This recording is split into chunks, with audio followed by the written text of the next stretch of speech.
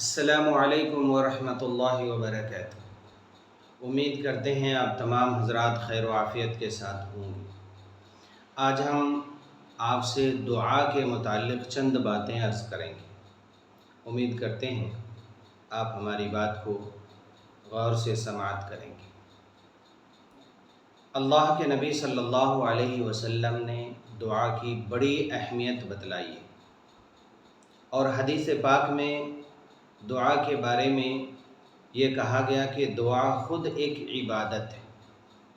الدعاء مخ العبادہ، دعا عبادت کا مغز ہے۔ دعا ہر عمل کے بعد کرنی چاہیے، یہ اللہ کو زیادہ پسند ہے۔ مثال کے طور پر آپ نے کوئی نیکی کی اور پھر اللہ سے دعا کی، اللہ آپ میری اس نیکی کو قبول کر لیجیے، تو نیکی کرنا ایک ثواب، پھر دوسرا دعا کرنا نیکی کو مضبوط بنا دیتی ہے، پھر دعا کی برکت سے وہ نیکی قبول ہو جاتی ہے اور دعا بھی قبول ہو جاتی ہے۔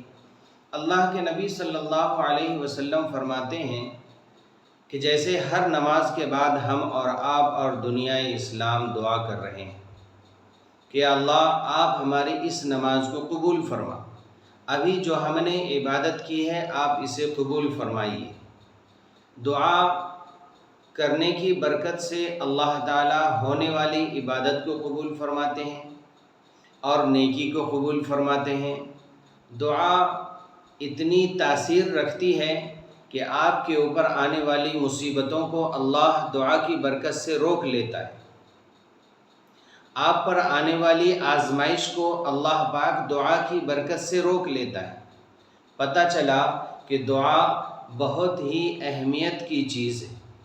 اللہ کے نبی صلی اللہ علیہ وسلم نے دعا کے چند اوقات بتلائے ہیں، اس کے بارے میں دعا کی قبولیت کا کچھ ٹائم یا وقت بتلایا ہے کہ ان وقتوں میں اگر دعا مانگی جائے تو اللہ کی ذات سے زیادہ امید ہے کہ اللہ پاک آپ کی دعا کو قبول فرمائیں گے۔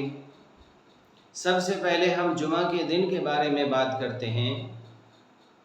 روایات اور حدیث پاک میں اور علماء کرام کی تحقیق سے ہمیں پتہ چلتا ہے کہ اللہ کے نبی صلی اللہ علیہ وسلم ارشاد فرماتے ہیں کہ جمعہ کے دن جب جمعہ کا خطبہ پڑھا جائے، ایک خطبہ ہونے کے بعد امام صاحب جب بیٹھتے ہیں تو ان دو خطبوں کے بیچ میں جو وقفہ ہے، جو ٹائم لگتا ہے، اس وقت میں بندہ جو دعا مانگے اللہ قبول فرماتے ہے۔ تھوڑا وقت، لیکن بندہ دل سے جو دعا مانگے اللہ اسے قبول فرماتے۔ اور امام یعنی خطیب، خطبہ دینے والا اتنی دیر منبر پر بیٹھتا ہے جتنی دیر کے 3 مرتبہ سبحان اللہ کہی جائے۔ اتنی دیر میں آپ کو جو پرسنل باتیں جو اللہ سے مانگنا ہے مانگ لیجیے۔ اور دوسری بات، اللہ کے نبی صلی اللہ علیہ وسلم ارشاد فرماتے ہیں کہ جمعہ کے دن اور رات میں ایک وقت اللہ نے ایسا رکھا ہے کہ جس وقت میں آپ اللہ سے جو دعا مانگیں گے قبول ہوگی۔ اب وہ وقت کون سا ہے؟ وہ وقت ہمیں تلاش کرنا چاہیے۔ وہ جمعہ سے پہلے کا بھی وقت ہو سکتا ہے، جمعہ کے بعد کا بھی وقت ہو سکتا ہے، جمعہ کی رات کا بھی وقت ہو سکتا ہے، اور پھر ہر رات میں اللہ تعالیٰ اپنے بندوں سے مخاطب ہوتے ہیں اور یہ ارشاد فرماتے ہیں کہ اے میرے بندے، آپ جو کچھ مانگو گے ہم دیں گے۔ ہر رات، ہر آخر رات میں جب رات مکمل ہونے والی ہوتی ہے، یعنی جسے ہم تہجد کا وقت کہتے ہیں، اس وقت میں بندہ اللہ سے جو دعا مانگے اللہ قبول فرماتے ہیں۔ اور یہ اللہ کا وعدہ ہے۔ جس کی جو پریشانیاں ہیں دنیا میں، آج ہم سب پریشان ہیں اپنی اپنی جگہ، کوئی بیماری میں پریشان ہے، کوئی معاشی تنگی میں پریشان ہے، کوئی گھریلو الجھن میں پریشان ہے، کوئی ڈپریشن میں پریشان ہے، کسی کو گھر کے مسائل ہیں، کسی کو شوہر اور بیوی کے مسائل ہیں، بہت سارے مسائل میں انسان الجھے ہوئے ہیں۔ وہ اپنا تعلق اللہ سے جوڑے اور اللہ سے تہجد کے وقت دعا مانگے، اللہ اسے قبول فرمائیں گے۔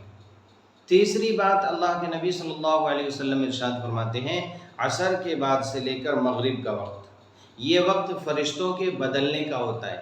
جو فرشتے صبح میں آئے تھے اب شام میں چلے جائیں گے، اور جو شام میں آئے تھے وہ صبح میں چلے جائیں گے۔ مغرب سے پہلے کا جو وقت ہوتا ہے، اذان سے پہلے کا وقت، اس وقت فرشتوں کے بدلنے کا وقت ہوتا ہے، اور اس وقت بندہ جو دعا مانگتا ہے اللہ قبول فرماتے ہیں۔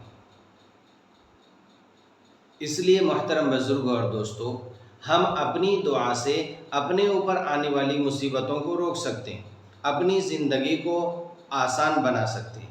اس لیے ہم آپ سے گزارش کرتے ہیں کہ آپ اللہ سے اپنا اتنا تعلق مضبوط کریں کہ اللہ تعالی سے آپ جو کہیں اللہ قبول فرمائیں۔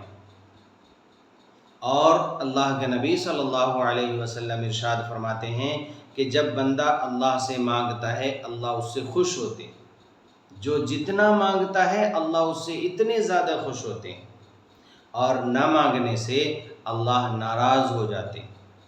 اور اللہ یہ ارشاد فرماتے ہیں کہ تم مجھے نہیں مانگتے، مجھ سے نہیں مانگتے ہو تو ہم بھی تمہیں تمہارے حال پر چھوڑ دیتے ہیں۔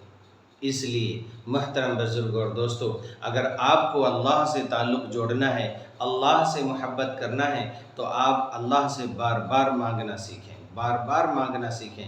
ہمیشہ صبح اور شام مانگیں، رات کے اندھیرے میں مانگیں، رات کے آخر حصے میں مانگیں اللہ سے، اور خوب مانگیں، خوب مانگیں۔ وہ اللہ کی ایک ہی ذات ایسی ہے جو مانگنے سے خوش ہوتی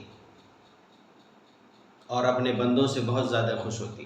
اس لیے میں آپ تمام سے گزارش کرتا ہوں، اور دیکھنے والے سامعین سے، ناظرین سے، آپ تمام حضرات سے گزارش کرتا ہوں کہ آپ سب اللہ سے خوب خوب مانگیں گے انشاءاللہ۔ میں بھی اللہ سے مانگوں گا، آپ بھی مانگیں، آپ بھی مانگیں، آپ بھی مانگیں۔ اور میڈیا کے ذریعے سے، سوشل میڈیا کے ذریعے سے، ہمارے چینل کے ذریعے سے ہم یہ پیغام تمام امت تک پہنچانا چاہتے ہیں، تمام عالم اسلام کے مسلمانوں تک پہنچانا چاہتے ہیں کہ وہ بھی اللہ سے خوب مانگیں، اپنے لیے مانگیں، اپنے ماں باپ کے لیے مانگیں، اپنے خاندان والوں کے لیے مانگیں، اپنے مسلمان بھائیوں کے لیے مانگیں، جہاں کہیں بھی مسلمان پریشان ہیں پوری دنیا کے مسلمانوں کے لیے مانگیں۔ انشاءاللہ میں بھی مانگوں گا، آپ بھی اللہ سے مانگ کر اپنا تعلق مضبوط کر لیجئے۔ اللہ تعالیٰ سے دعا ہے کہ اللہ تعالیٰ میری ان چھوٹی سی کہی گئی باتوں کو اللہ قبول فرمائے، اور ہمارے چینل کے ذریعے سے جو بھائی بہن پوری دنیا میں سن رہے ہیں